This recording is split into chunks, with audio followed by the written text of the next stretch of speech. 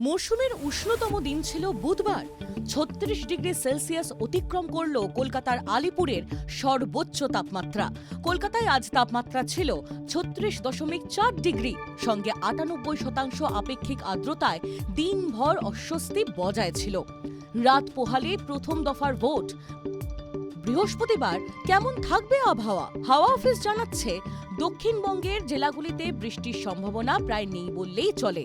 উল্টে কলকাতার পাশাপাশি দুই মেদিনীপুর, বীরভূম, মুর্শিদাবাদ এবং বাঁকুড়ায় তাপপ্রবাহের সতর্কতা জারি হয়েছে।